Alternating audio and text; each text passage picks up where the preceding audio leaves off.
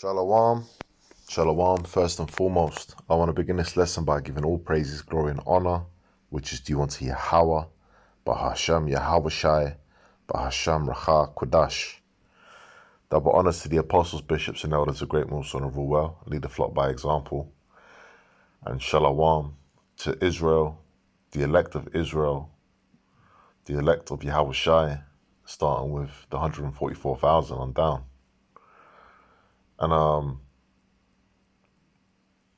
pretty much, man, I want to do this lesson on the Carmanians, okay? And pretty much, if you've been watching the news, you'll see that Iran has done an attack on Israel, and it's a talking point of geopolitical news right now. And that was a big move because when you go into it and you check out different videos on it, Elder Malcolm from Chicago did a very good video on it that I watched.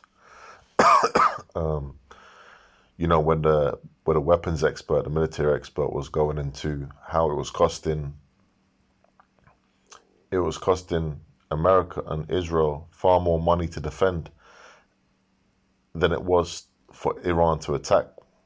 And Iran was using their slowest, kind of oldest model kind of weaponry, okay?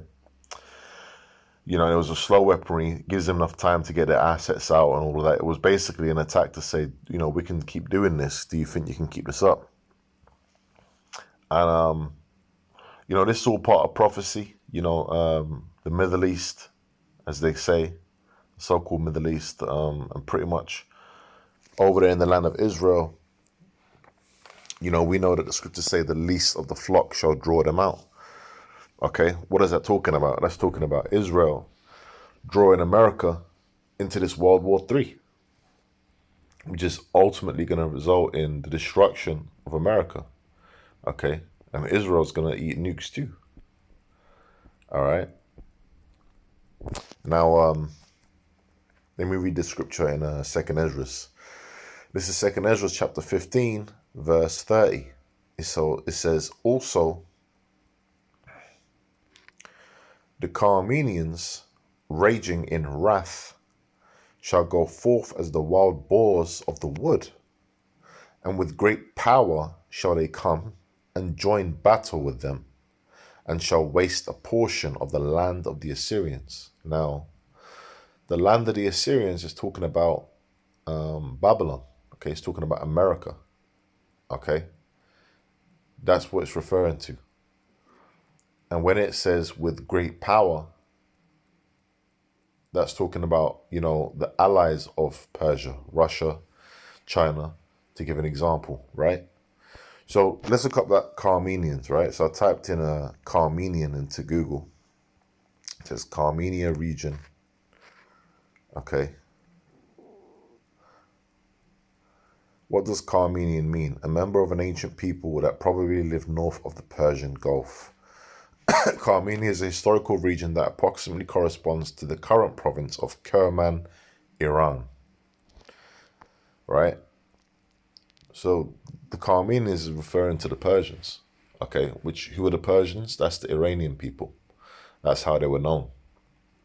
Okay, and they're known like that to this day. They know that they're the Persians, but they're the people of Iran.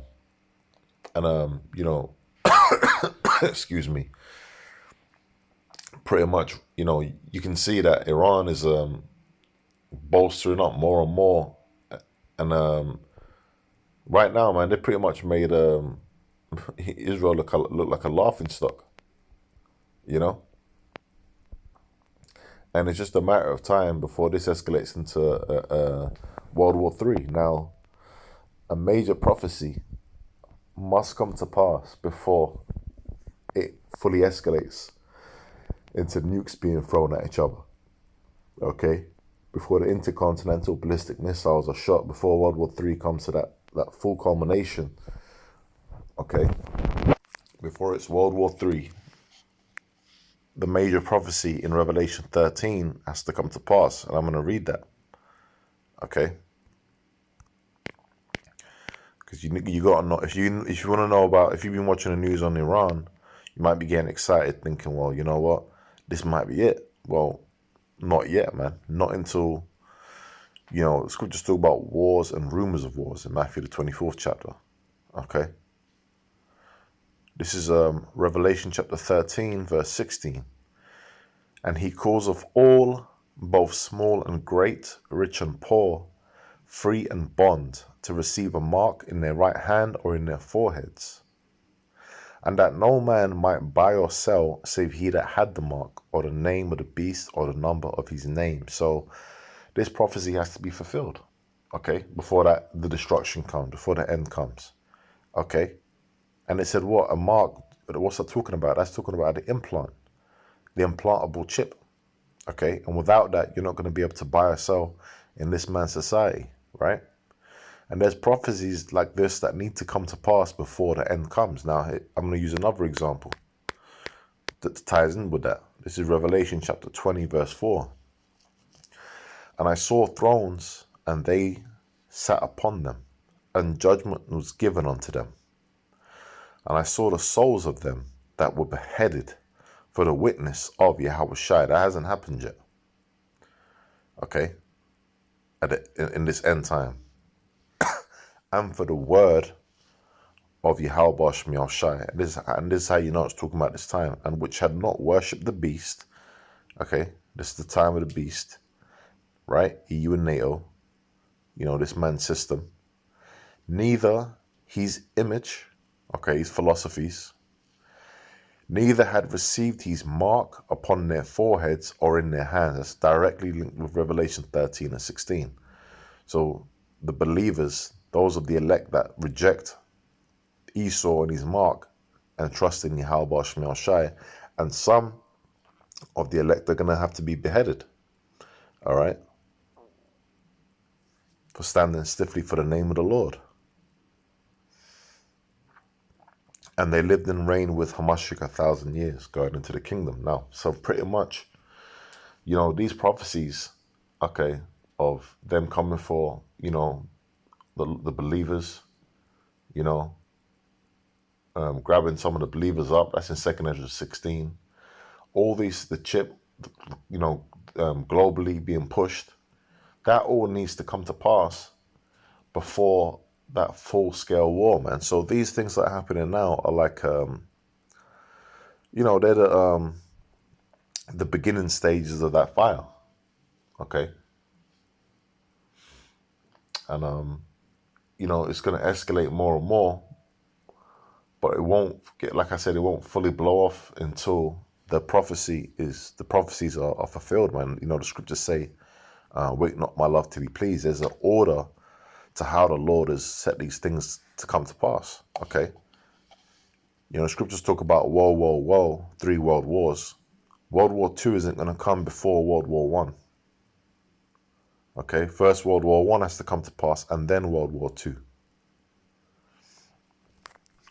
Which we've had both now. So now it's the time for World War III, the third world. Behold, the third world cometh quickly. Let's read that.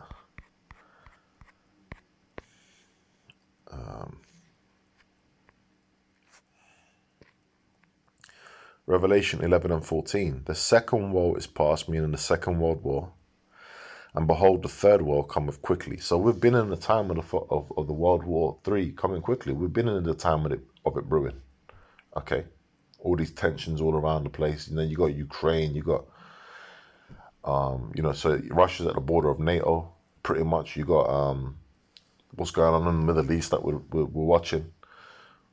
So things are brewing, but like I said, man, well, like the scriptures say, like Yahweh Shemel Shai says, the prophecies has to come in a certain order, and the mark of the beast prophecy must come to pass first. Okay? And I'm just going to read one more scripture and then close out. Bear with me.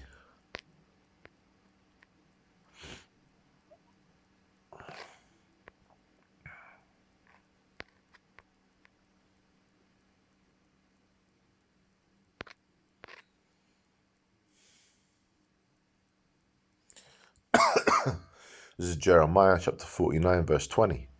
Therefore hear the counsel of the Lord that he hath taken against Edom, which is the so-called white man. This is the people who are ruling right now. Okay? Like they've got the elite families, like the Rothschild family, for example, the Rockefeller family, to name some. Right? They're the Edomites that are in control right now. Right? It says that he had taken against Edom. That's their ancient biblical name. That's who they are, the Edomites.